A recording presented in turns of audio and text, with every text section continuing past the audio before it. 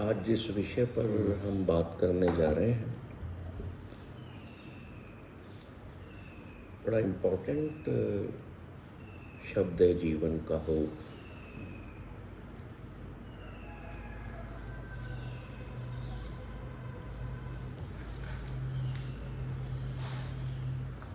जो व्यक्ति संसार से निराश नहीं हुआ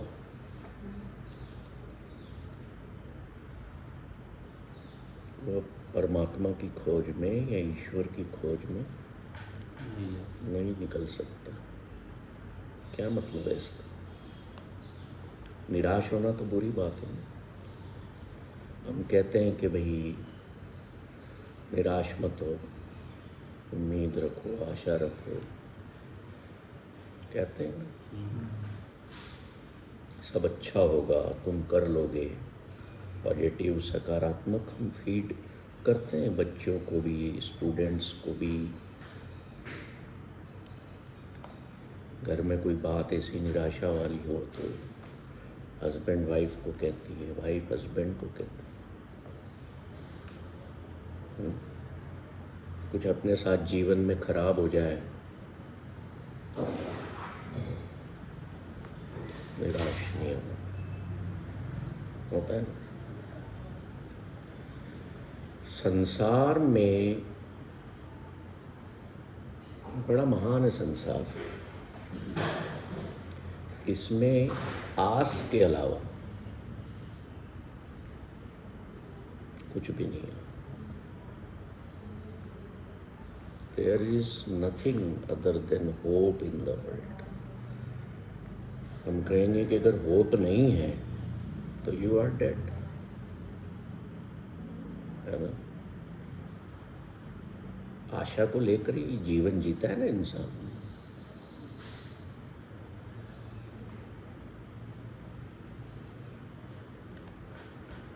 पर मेरे जैसे लोग नहीं जीते इसमें।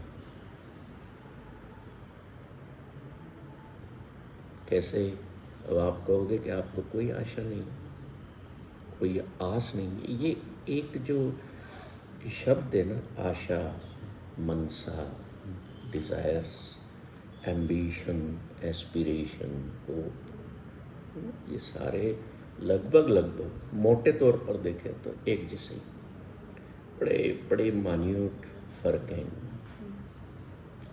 तो मैं आशा बोलने के बजाय ना मुझे आस ज़्यादा अच्छा लगता है शब्द। और वैसे तो हमारे यहाँ कई महिलाओं का नाम आशा होता है, तो ज़रूरी थोड़ी है कि वो आशा नाम है तो हमेशा ही आशाओं से प्रेरित होगी या खुशी रहेगी। शी कैन बी ऑल्सो निराश। तो वो कौन सी निराशा है जिसके साथ हमें जीवन जीना चाहिए? इस बात को आप इमेजिन कर सकते हैं? या कभी किसी ने आपको कहा कि जीवन में इतनी आशाएं मत करो, मत रखो, निराश हो जाओ? ज़्यादा आशा रखोगे तो निराश हो जाओगे। पर मैं कह रहा हूँ कि निराश ही हो जाओ ना। तो ये जो आप निराश वर्ड यूज़ कर रहे हो, इसका ये निराश हुआ कि आपकी कोई आशा ही नहीं है तो आप निराश हो गए। कि आपकी कोई आशा नहीं, वो निराश हो गया। निराश मतलब ये नहीं कि कि आपने गिव अप कर दिया या आपने छोड़ दिया या फेल होके आपने सरेंडर कर दिया कि यार ये तो मैं अब कुछ नहीं करूँगा, बस ये तो नहीं हो रहा मुझसे, ये नहीं, वो वर्ड नहीं हुआ निराश का। आप पहुँच रहे हैं वहाँ तक। अभी जो अपन ने तक हम लोग पुराने जो निराशा भी इसलिए, आशा भी इसलिए करते कि पॉजिटिवनेस का जो नेचर है अपना, ये भी मिल जाए तो उसके कारण आशा वाली भाई ये हो जाए तो ये कर लूँगा, ये हो जाए तो ये कर लूँगा।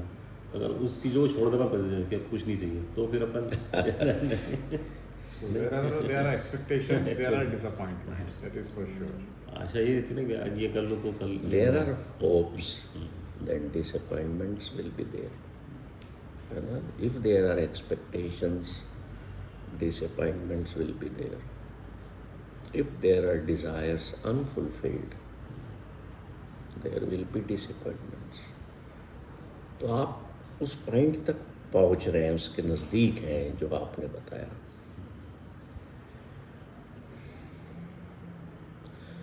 पहले तो हम लोगों को कहते हैं कि आस रखो, आशा में बने रहो, तुम्हारा सब कुछ अच्छा होगा। क्यों कहते हैं? एक भीतर हमारे पॉजिटिविटी का, सकारात्मकता का भाव रहे, क्योंकि नेगेटिविटी में जीना थोड़ी होता है। आशा जो है, आस जो है, होप जो है, उसमें रहना मतलब you are living in dreams. Dreaming कर रहे हैं आप कि आने वाला कल या आने वाला था महीना, तुम 2 साल मेहनत करो, 2 साल बाद you will be earning beautifully, है ना? क्या मतलब हुआ इसका? कि if we live in the hopes और with hopes, we are living in the future, we are not living today. इसलिए मैंने कहा था कि आज में जीने वाले लोग कोई आस नहीं रखते। न मुझे मेरे बेटे से आस है कोई, न मेरी पत्नी से आस है, न मेरे स्टाफ से आस है, न किसी से आस है। क्यों कहा मैंने ऐसा? क्योंकि I like to live in this moment, in present moment. हमने पिछले सेशन में एक मेडिटेशन किया था ना, जिसमें हमारी सारी इच्छाएं खत्म हो गई थी, हमारे सारे भय खत्म हो गए थे। तो वहाँ पर हमारी सारी आशाएं भी खत्म हो गई। When we come into present moment, when we focus on our breath,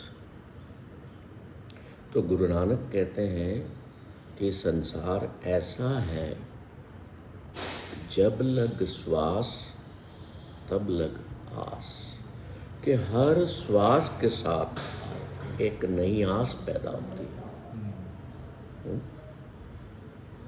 तो इतनी आस में हम, इतनी होप्स में हम जी रहे हैं, और निराश फिर इसीलिए होते हैं कि वो पूर्ण ना हुई। देखिए, ये जो होप्स हैं, डिज़ायर्स हैं, एस्पिरेशंस हैं, तीनों इंटरलिंक्ड हैं और लगभग एक ही परिवार के सदस्य हैं। बहन भाई कह लो, या 3 भाई कह लो, या बहनें कह लो, है ना? तो दुनिया में क्या है, हम पूरी दुनिया जो है वो काय पे चल रही है? आशाओं पे, होप्स पे। हर व्यक्ति दौड़ रहा है ना कि मेरा कल अच्छा होगा, कल प्रमोट हो जाऊंगा, इतने टारगेट्स पूरे करता हूँ तो प्रमोट हो जाऊंगा, तनख्वाह बढ़ जाएगी, पढ़ लिख लूँगा, अच्छा कमाऊँगा तो अच्छा परिवार आगे मिलेगा, अच्छी लड़की मिलेगी या अच्छा लड़का मिलेगा जिससे मेरी मैरिज होगी। क्या है ये सब? ये आशाएं हैं। तो संसार, पूरा संसार किस में जी रहा है? If there is no hope, the world will die.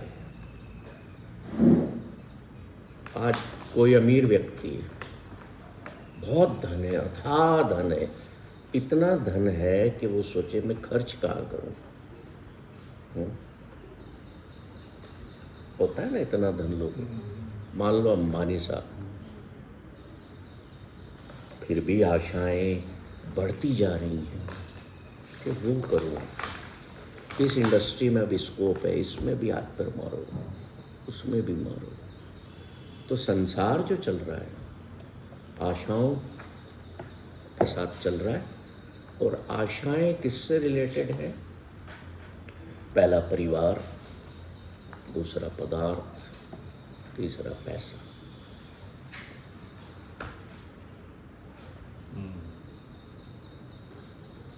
किससे रिलेटेड हो गई?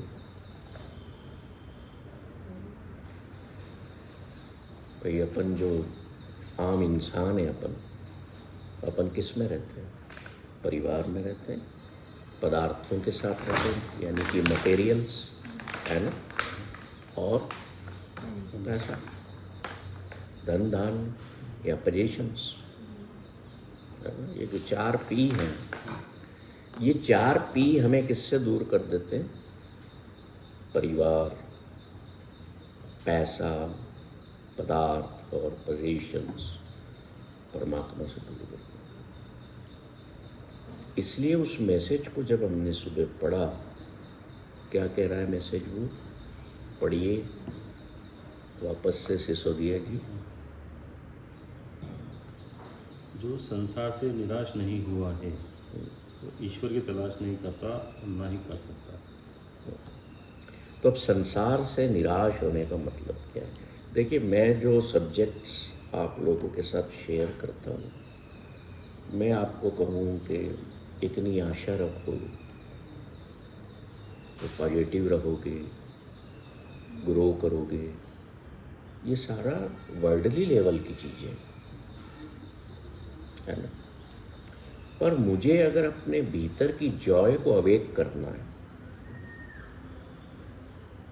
तो मुझे थोड़ा थोड़ा इन चीज़ों से निराश होना है कि यार, which happiness I was searching for is not in parivar, is not in paisa, is not in positions, is not lies in padarth. बताओ, इन चीज़ों से कितनी खुशी मिलती है? कहीं ना कहीं तो ये दुख भी जनरेट करते हैं। आप सुबह आए, आपको सुबह यहाँ पहुँचना था, अब आप नहाए धोए, बाल बना रहे हो, शेविंग वेविंग कर ली, फिर नहाए धोए, बाल बनाए, चलो कपड़े पहनो निकलो। अब आपने देखा कि यार कपड़े तो प्रेस ही नहीं हुए, आयरन ही नहीं हुए। क्या हुआ? आप बीवी पर बरस पड़े कि घर के काम तो अपने पूरे करा करो, देखा करो, जो चीज़ मेरी आयरन नहीं हुई है प्रेस ने, उसको करवा लिया करो। अब आप प्रेस कर रहे हो, बहुत डिसअपॉइंटेड और जल्दी भी ये जाने की। तो प्लेजर्स जो हैं, 5वां पी, वो इन सब से मिलता है। पहले मैं ये बात बता चुका हूँ, है ना। परिवार से, पदार्थ से, पोजीशन से मिलता है, पैसे से। पर हम बात करते हैं जॉय की, which is 3rd stage. First is pleasure, then happiness, then joy and then bliss. तो ये मैसेज डालने का मतलब ये था कि संसार में रहते हुए, यहाँ के कार विहार करते हुए, और ये अवेक होते हुए कि इन चीज़ों से मुझे प्लेजर्स तो मिलते हैं पर रियल जॉय नहीं मिलती, इसलिए मैं इनमें आस न रखूं, इनसे मैं निराश हो जाऊं। आपने जब जान लिया कि परिवार मेरा सुख का कारण है ना, पर ये एक बहुत बड़े दुख का कारण भी है। कल की बात है, किसी का छोटा सा बच्चा 5-1 साल का होगा, अकस्मात उसका निधन हो गया। तो एक ही बच्चा था। आजकल लोग वैसे भी 1-2 बच्चे ही बोले बहुत है।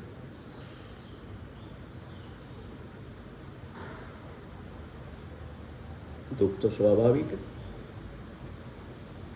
किसी अपने का जाना, it's not a easy thing. Very horrible, है ना। तो परसों के दिन आप तीनों बड़ी मस्ती में थे, बड़े खुश थे, बड़े सुखों में थे। आज क्या हो गया? You have lost very important loved one of you, जिससे घर में खुशियाँ थी, जिसकी मस्ती, जिसका भागना दौड़ना, तोड़ फोड़ करना, समझ रहे हैं? Today you have lost. और वो लॉस ऐसा है कि you will not in any life time get again. पुत्र का सुख तो और भी मिल सकता है, पर वो जो पर्टिकुलर चीज थी, वो वैकेंसी हमेशा रहेगी। तो परिवार तो मैंने खुशियों के लिए बनाया, पर सारी जीवन का कितना बड़ा दुख मुझे लग गया। आर यू अटेंटिव सर और थिंकिंग समथिंग एल्स? वही मैं सोच रहा हूँ कि जो मतलब यार बड़ा डीप में है। मैं जो समझा रहा हूँ उसको इस तरह से समझो कि संसार आशाओं का खेल है, total. It is the game of hopes only. तो इसमें मुझे वो हैप्पीनेस कैसे मिले कि कोई मेरी एक आस टूट जाए तो मैं फिर निराश न हूँ। देखो, मैं 2 बार निराश को कॉन्ट्राडिक्टरी वे में यूज़ कर रहा हूँ। एक जो इनने डिफाइन किया और एक जो दुनिया कहती है। गुरु गोविंद सिंह जी इसको उनसे सीखा था मैंने। वो बड़ा सुंदर कहते हैं, रे मन ऐसो कर सन्यासा, कि हे मेरे माइंड, तुम इस तरह का सन्यास धारण करो। वो सन्यासी नहीं बनना जो घर छोड़ के चला जाए, जो कपड़े एक रंग के पहन ले, सफ़ेद या भगवे या नीले या पीले या काले, और निकल पड़े दुनिया का त्याग करके। नो, रेमन ऐसो कर सन्यासा, बनसे सदन सबे कर समझो, बिन से सदन सबे कर समझो, मन ही माह उदासा। ये निराशा है। अब आप कहते हो ना, उदास नहीं होना जीवन में। इसको एक्सप्लेन करें। हाँ, मैं करता हूँ।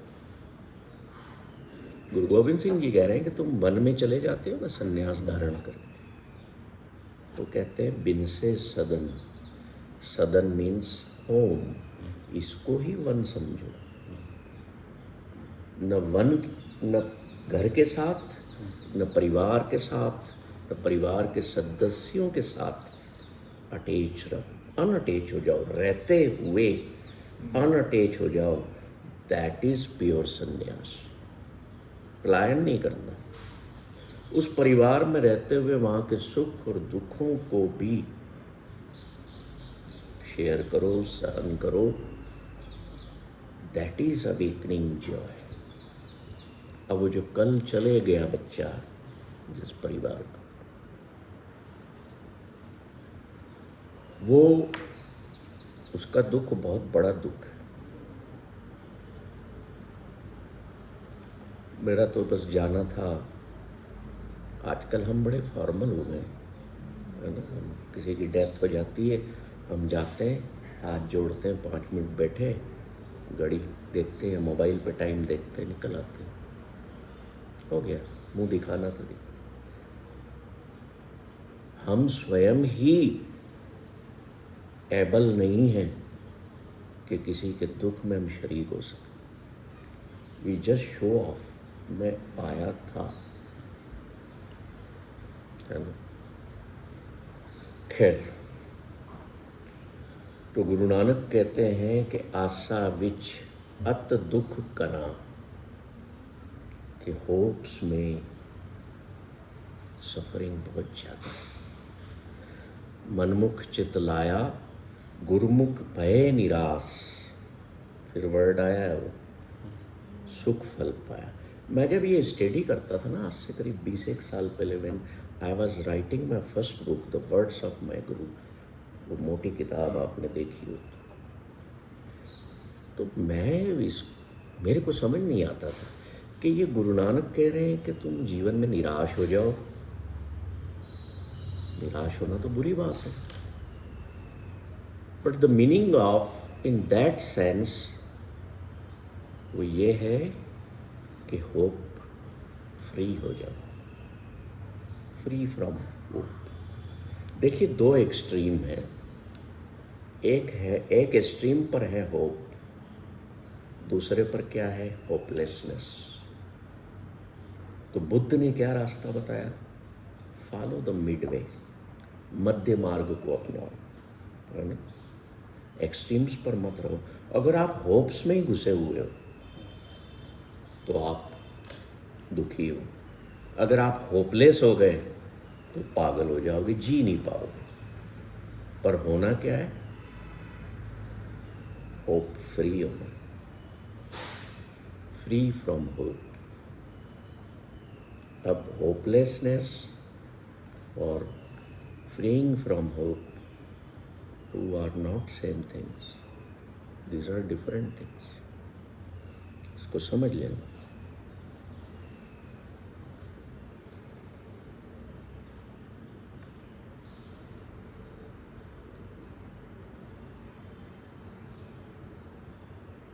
कैसे डिफरेंट है, कोई बता सकता है आप में से?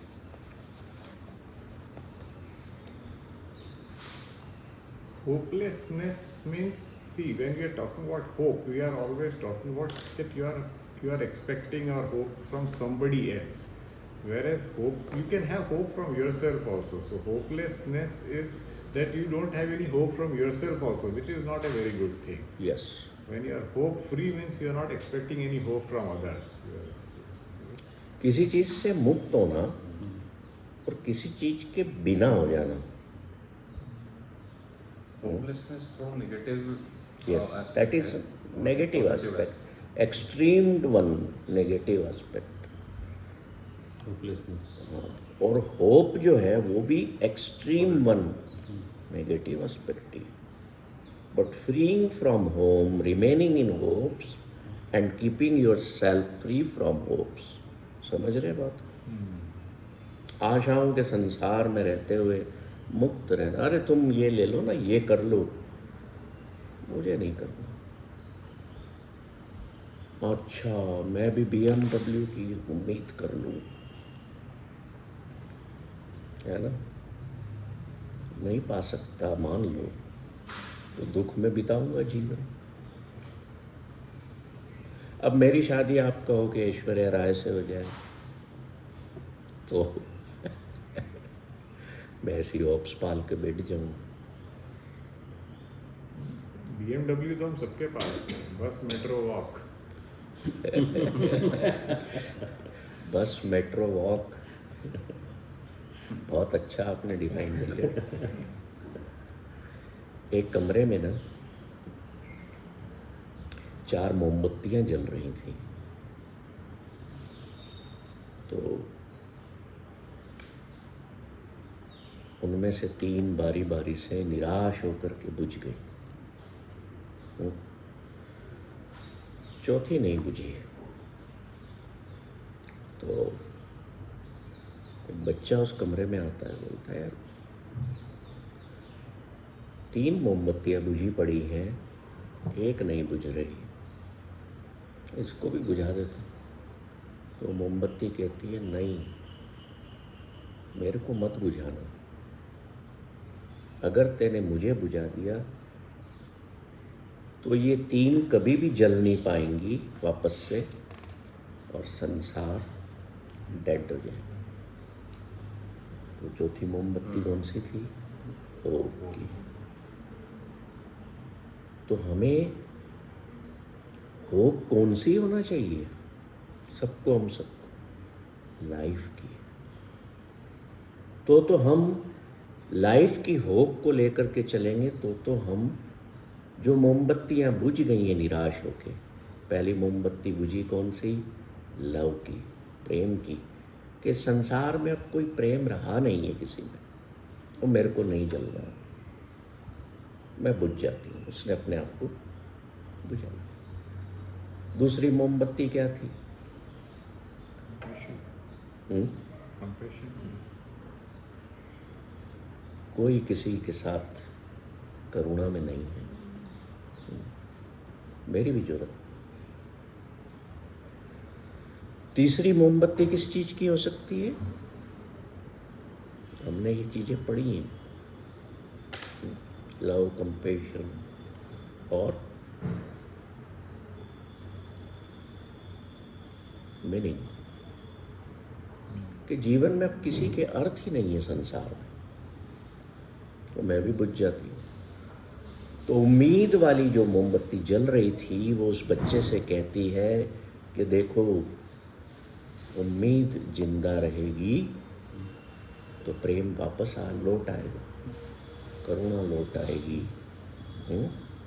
संसार में उम्मीद रखो। तो क्या मतलब हुआ इसका?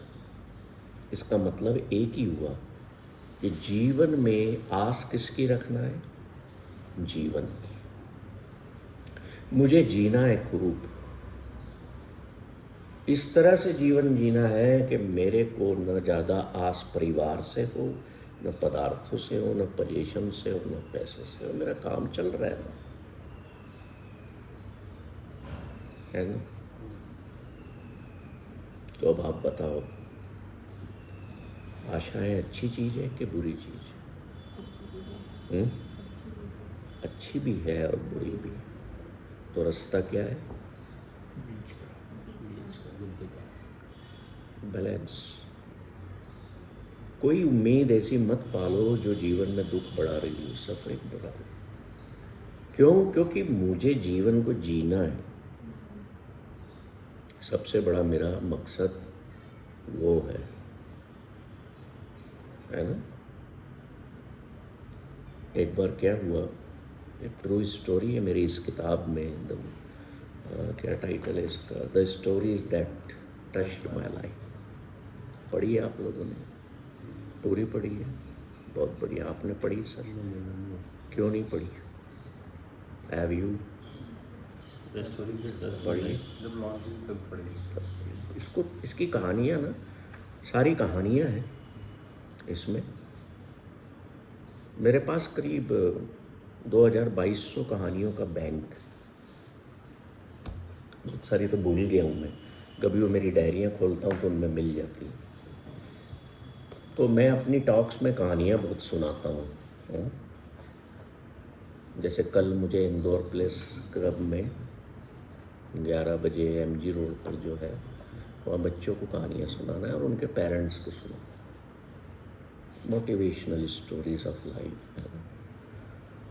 तो मुझसे लोग बोलते थे कि आप कि ये कहानियाँ जो बड़ी खूबसूरत होती हैं, कहीं संग्रहित की है क्या? मैंने कहा मेरी डायरियों में या मेरी फाइलों में पेपर लगा।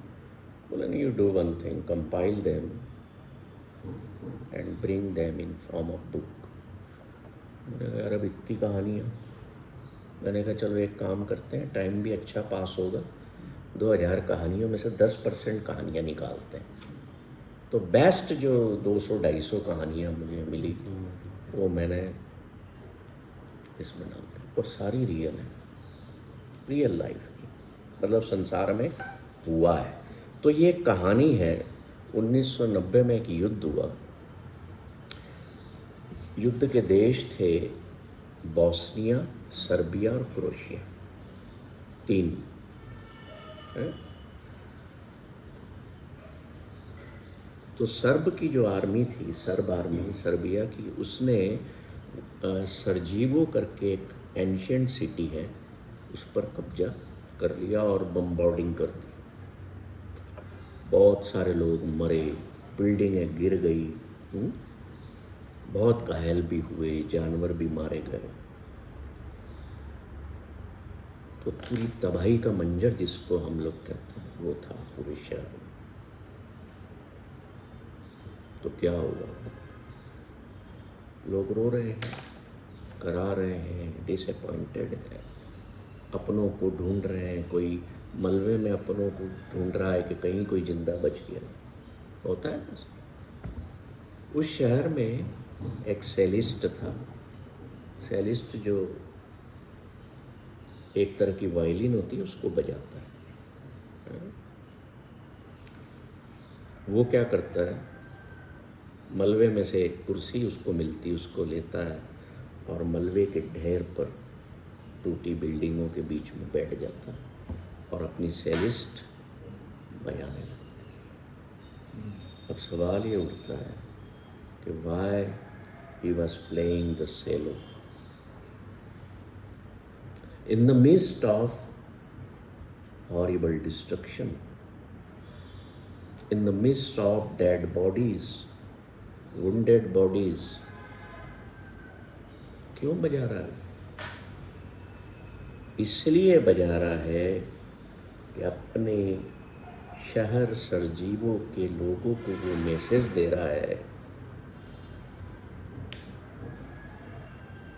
कि we should not, we must not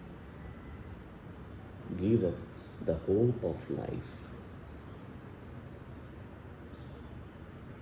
कोई ऐसा कर सकता है? कोई लोग यही कहेंगे, इधर लोग रो रहे हैं, मर रहे हैं, ये सेलो बजा रहा है। तो उसमें से जो रस निचोड़ के आ रहा है इस रियल स्टोरी में से, वो ये है कि कितनी भी एडवर्सिटी में we must not give up the hope of life, क्योंकि जीवन ही तो इतना सुंदर है। आप इंटरनेट पर खोजेंगे तो ये इस बंदे के पिक्चर मिलेंगे आपको, टूटे फूटे, ये इस किताब में है ना, इमेज है कि ये सेलिस्ट बजा रहा है। तो हमें लर्निंग मिलती है कि हमें आशा को बनाए रखना है। कौन सी आशा को? जीवन की आशा। तो कौन सी उम्मीद, कौन सी आशा सबसे महत्वपूर्ण हुई? है ना? आगे बढ़ते हैं। तो मैं जैसे बता रहा था शुरू में कि होप में जीना यानी फ्यूचर में जीना, ठीक है। You live in hope but it is not necessary कि आपकी सारी होप फुलफिल होंगी।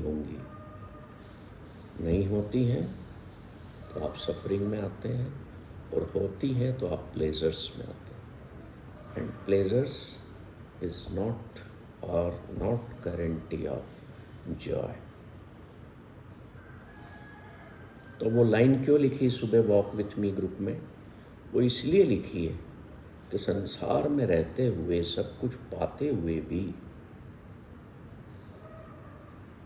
इनसे निराश हो जाओ। इनसे ये आस मत रखो कि यहां से मुझे जॉय मिलेगी।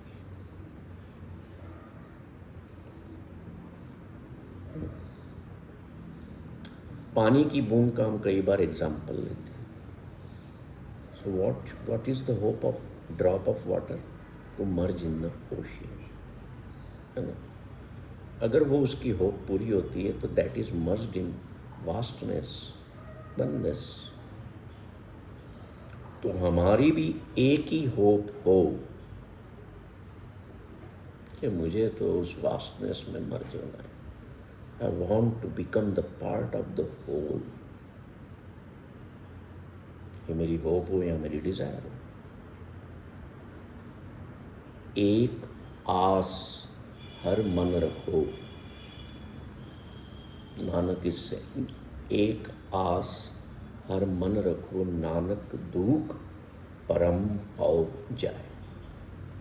मतलब keep one hope of life and to merge in vastness in your mind। तो इससे क्या होगा?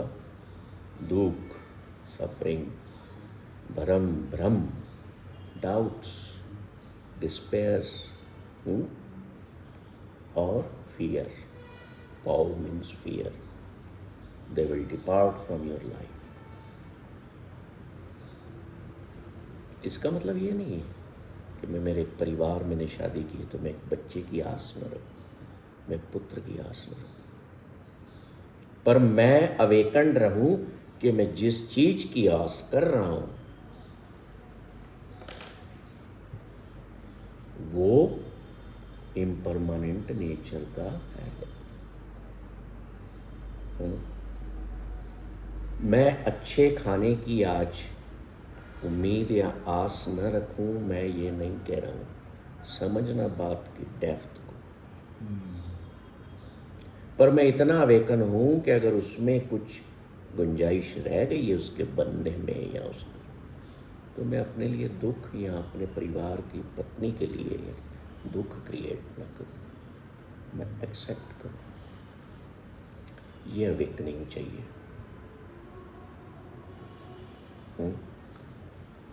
कर सकते हो इसको, ला सकते हो जीवन में ये अवेकनिंग। हम इतने सेशन से यही अवेकनिंग पर ही जोर दें।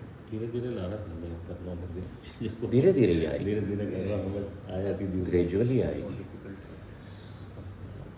No, not difficult. न कठिन है न असंभव है। एक काम आज से करना शुरू करो, आज मैं जीना शुरू करूँ।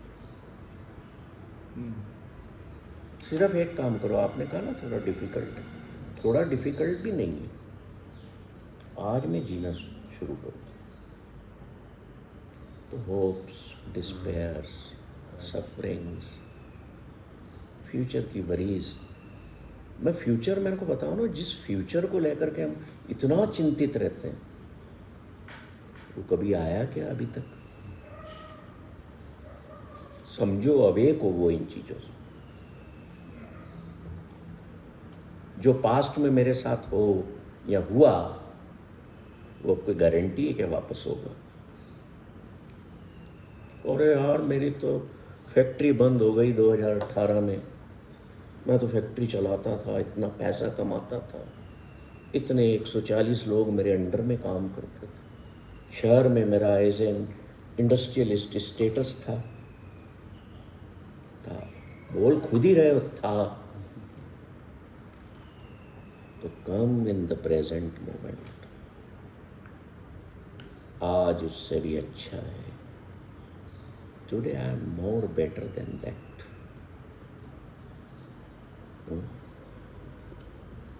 कि नहीं है?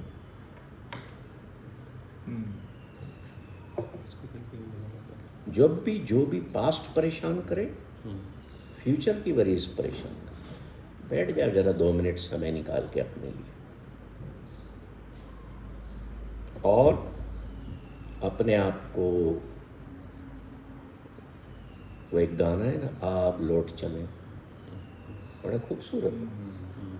देखो कई गाने जो है ना, जो पहले की लिरिक्स लिखी हुई हैं वो बड़ी मोटिवेट करती हैं लाइफ को। क्या गा रहा है वो?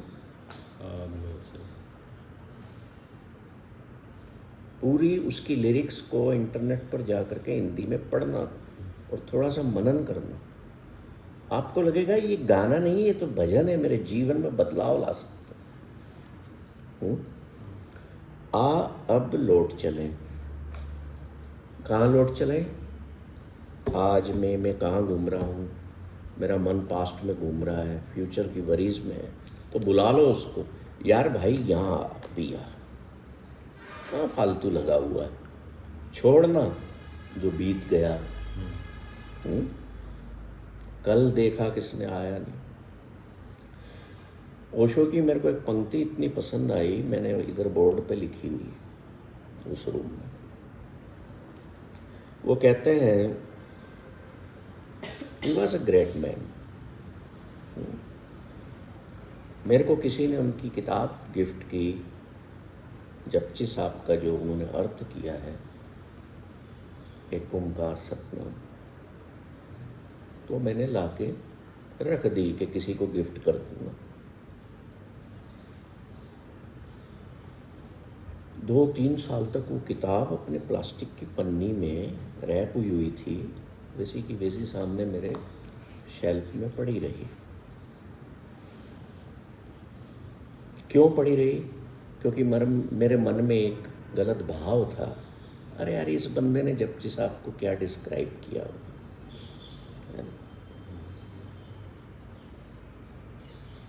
पता नहीं, एक दिन फिर मैं आई वॉज स्टडिंग जपू जी साहब, तो मैंने कहा यार ये इसको देखें, इसने क्या लिखा, इतनी मोटी किताब है, चलो देखते। मैंने जब पन्ने पलटना शुरू किए तो मैंने कहा ये तो यार इट्स अमेजिंग वर्क।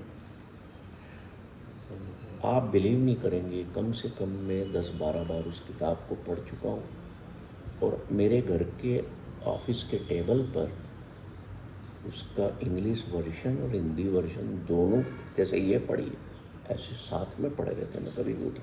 एक उनका था, इंग्लिश वर्जन का नाम है द ट्रू नेम।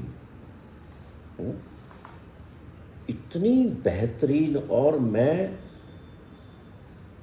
इतने सिख राइटर्स ने जपजी साहब की व्याख्या की, पर मैं कहता हूँ कि ओशो से बेहतर किसी ने नहीं की।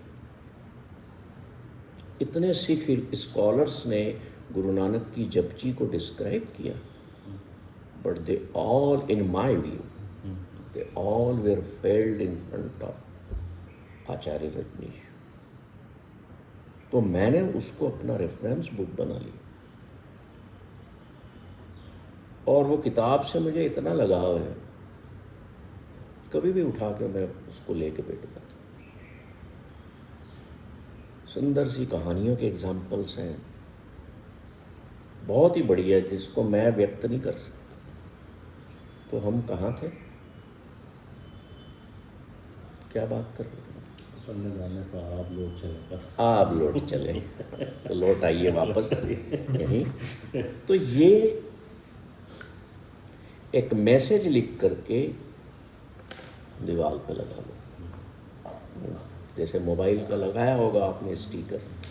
आपने क्या, वो ओशो का क्या है? हाँ, वो मैं कोट बता रहा हूँ। कोड बता रहे हैं। वो कहते हैं कि जिस कल की चिंता तुम कर रहे थे,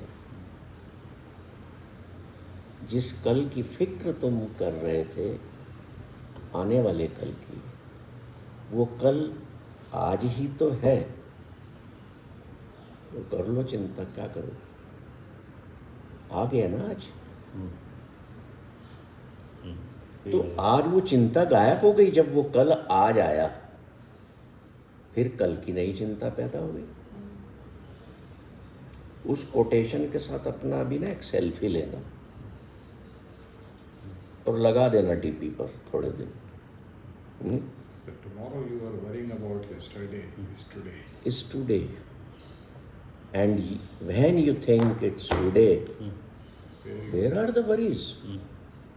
कहाँ है चिंताएं आज? पर मैं पाल लेता हूँ ना, मेरे माइंड का खेल है ये। ये बचपन से करते करते तो आदि हो गए। So hope is the secret of the mind. Mind lives through hope, nourishes itself on hope. ये जो मन है ना, ये बड़ा विचित्र चीज है। ये इनके सहारे ही चलता है, चिंताओं के सहारे जिंदा रखता है। अपने आप का वो बताता है ना कि देख मेरा तेरे जीवन में बड़ा प्रभाव है, मैं रसूख रखता हूँ, मैं ही हूँ जो तेरे को कहीं ले जाता है, लाता है, खाना खिलाता है, चाय पिलवाता है, खुश भी रखता है, दुखी भी रखता है। It's all the game of mind. नहीं तो कोई होप आपके अंदर आर्गन है क्या? कोई वरी आपके अंदर आर्गन है क्या? कोई फियर आपके अंदर आर्गन है क्या? पर अगर फियर में ज़्यादा हो तो उसका सीधा संबंध किडनी से है। जो लोग बहुत डर में रहते हैं भाई, उनकी किडनीज जल्दी खराब हो, साइंटिफिकली प्रूव। जो ज़्यादा चिंताएं और स्ट्रेस में रहते हैं वो अपने दिल को, हार्ट को खराब कर लेते हैं। नहीं उसका उसका there is straight chemical reaction. आप जितने वरी में रहते हो, you got unwanted Yes. Chemicals are being produced in the body, so the kidney has to filter that out. तो kidney does get damage. Yes. हाँ 2-3 भास्कर में चारों लिए डोपामाइन और चारों का क्या काम है। तो हाँ, तो हम जो है ये इन चीज़ों के प्रति अवेक हों. अब when hope disappears, when you come in present moment, मान लो अभी आपके मन में कोई आस नहीं है, कोई आशा नहीं, आप निराश भी नहीं हैं, तो क्या है मन में फिर? अभी मैं आपकी आंखें बंद करवाऊँ, मैं आपको फोकस करा दूँ आपकी ब्रीथ पर, मैं कहूँ चलो अपनी ब्रीदिंग पर फोकस करो जैसा हमने पहले किया, तो कोई आस तो नहीं रहेगी अंदर, क्योंकि आप तो अपने श्वास को देख रहे हो ना, आते जाते श्वास. तो when hope is not there, when you are free from hope, not hopeless, when you are free from hope, it has disappeared, you are awaken to your true nature. आप स्वयं के भीतर अवेयर होना शुरू कर देंगे. स्वयं के भीतर means you will be more aware, more connected with your own being.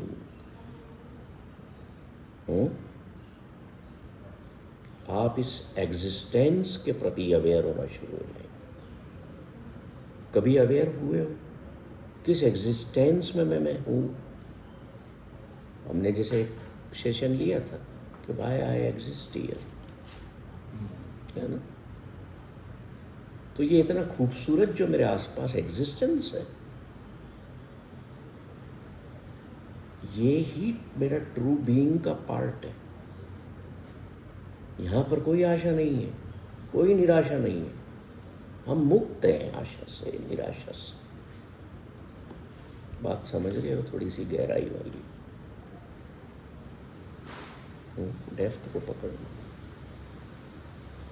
अभी मैं गौरव से कहता हूँ कि आप उठिए और जाइए, थोड़ा सा घूम करके आइए. इन पेड़ों की पत्तियों को जा कर के देख के आइए, घास में नंगे पैर चल के आइए. मत घबराना कि पैर मिट्टी में लग रहे हैं. जाइए सर आप, फिर आपसे मैं पूछूंगा कुछ. You go and take a round of the existence, beautiful trees, flowers, and come back. मोजे उतार दो या जूते पहन लो. हम इन चीज़ों को ना एक्सपीरियंस में नहीं लाते. इन चीज़ों से कनेक्ट होएं तो देखिए आप फियर फ्री हो जाएंगे, होप फ्री हो जाएंगे, डिज़ायर फ्री हो जाएंगे. तो जब हम अपनी ब्रीथ पर फोकस करेंगे, ब्रीदिंग पर या ब्रेथ पर, तो हम अपने ट्रू बीइंग से कनेक्ट होंगे. तो वहाँ क्या होगा? I am totally free person. वहाँ मन भी डिसअपियर हो गया, माइंड भी डिसअपियर होगा कि नहीं होगा, ऐसा करके देखिए. तो आशाएं जो हैं, होप्स जो हैं, वो एक ड्रीमिंग भी हैं जो हमें कल में जीना सिखाती है. हम आज में नहीं जीते, है ना. Whether you dream for money, whether you dream for good wife, good husband, good body, good mind, if you dream for God, कुछ भी, all are dreams, doesn't matter. अगर आपको मान लो अच्छी पत्नी की तलाश है, आप ड्रीम कर रहे हैं, आस में है, तो यू आर बिकमिंग समथिंग. क्या बिकम हो रहे हैं? हस्बैंड हो रहे हैं. तो कौन सा दुनिया में ऐसा हस्बैंड है जिसने खुशी पाई है? कौन सी ऐसी पत्नी है जिसने खुशी पाई है? बता दो जरा. So becoming someone, somebody, inviting sufferings in life, inviting unhappiness in life. हम सबको पता है कि कोई हस्बैंड खुश नहीं है, कोई पत्नी खुश नहीं है, कोई बेटा बाप से खुश नहीं है। पर मैं क्या कह रहा हूँ, गुरु गोविंद सिंह जी ये थोड़ी कह रहे हैं कि इनसे दूर हो जाओ। Live with them, among them, but take the sannyas. किन चीज़ों से? आशाओं से, इच्छाओं से, किसी की एक्सपेक्टेशंस, उनके बीच में रहते हुए ये समझो कि मैं वन में रह रहा हूँ। सारे माल जो घर पे बनेंगे खाऊंगा मैं, मना नहीं कर रहे हो कि don't enjoy the delicacies, you don't enjoy the intimacy, you don't enjoy the companionship. कौन मना कर रहा? कोई मना नहीं कर रहा। एक्चुअली बेसिकली क्या है कि जो गुरु नानक की और गुरु गोविंद सिंह की जो एजुकेशन है, दैट इज ए रिफाइंड घी। हमारे कितने सारे वेद ग्रंथ हैं, कितने संत हुए, महापुरुष हुए दुनिया में, है ना। उन सब ने इतने शास्त्र लिखे, ग्रंथ लिखे महापुरुषों ने। 4 तरह के तो वेद ही हैं, फिर कितने ही ग्रंथ हैं, सैकड़ों। तो गुरु ग्रंथ साहब जी जो हैं वो इन सब का एक मॉडर्न स्वरूप, refined, most liberal and refined. जैसे मान लो सनातन धर्म का ग्रंथ कहता है कि भैया तुम वानप्रस्थ हो जाओ, वन में चले जाओ, छोड़ दो राजकाज भी, घर भी। पर उनने क्या कहा? No need of living your dear ones, loved ones, your home. Be vanaprasthi in that home.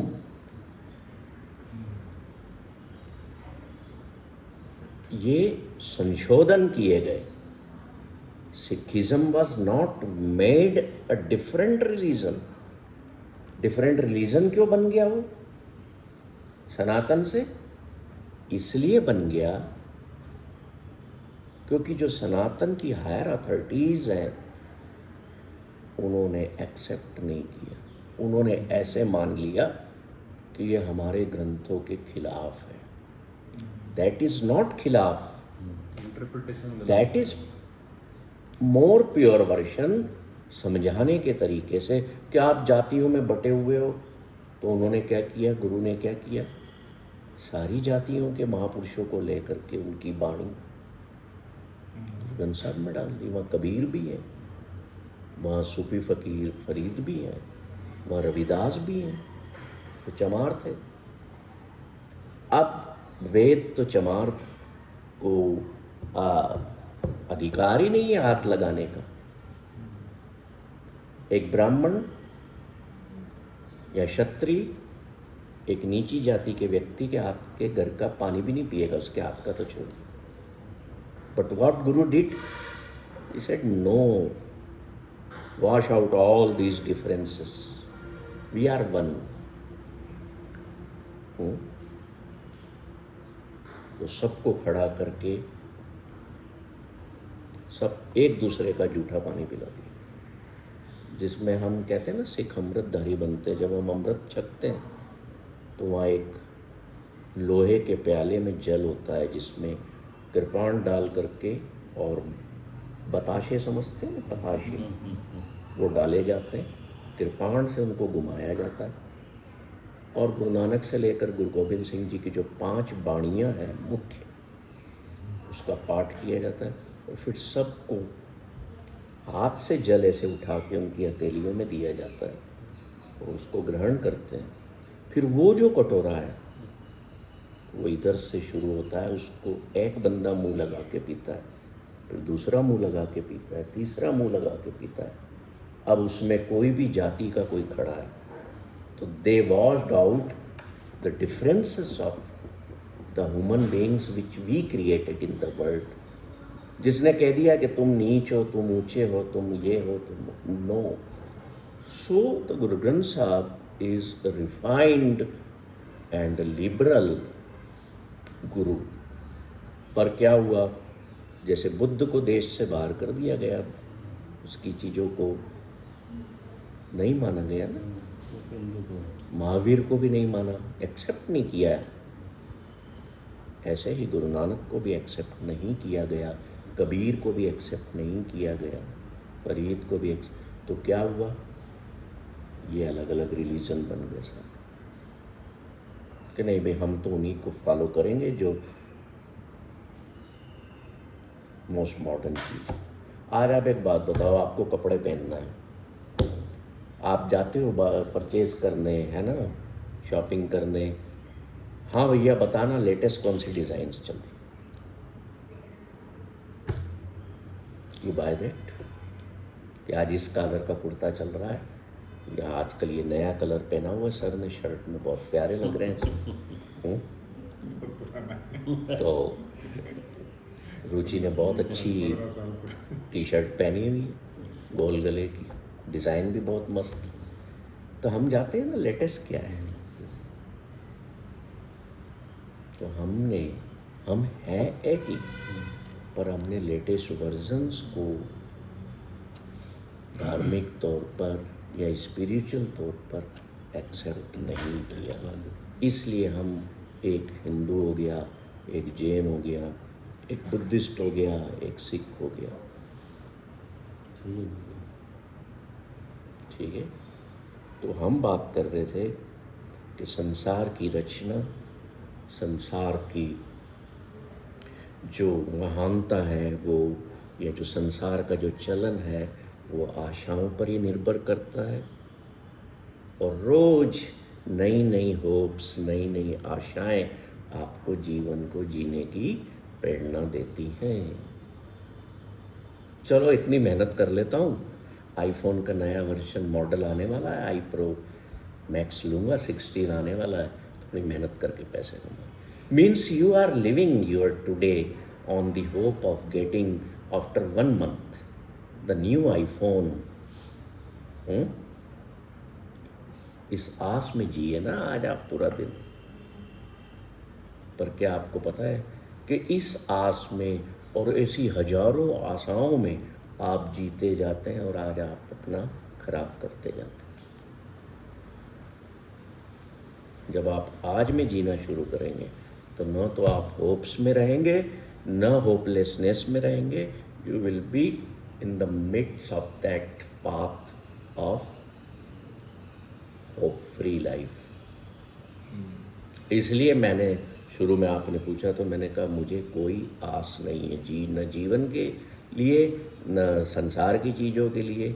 एक आस ही है कि मुझे उस पानी की बूंद जैसा समुद्र में मिलकर उस अथाह अपार वासनेस का पार्ट बनना है।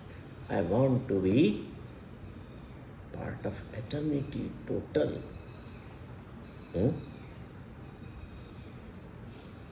कितना टोटल पैसा है आपके पास जी? 4 करोड़ है।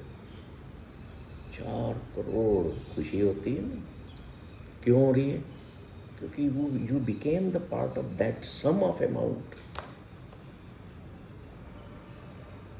पर वो स्थिर नहीं है।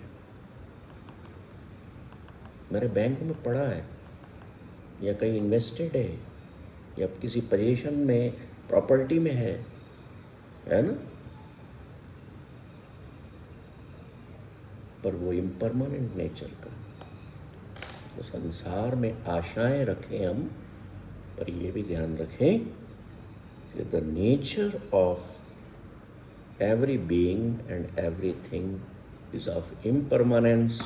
ये अवेकनिंग जग आ जाएगी, फिर आप हमेशा जॉय में रहेंगे। और जब आप उम्मीदें करते हो ना, उम्मीदों में रहते हो,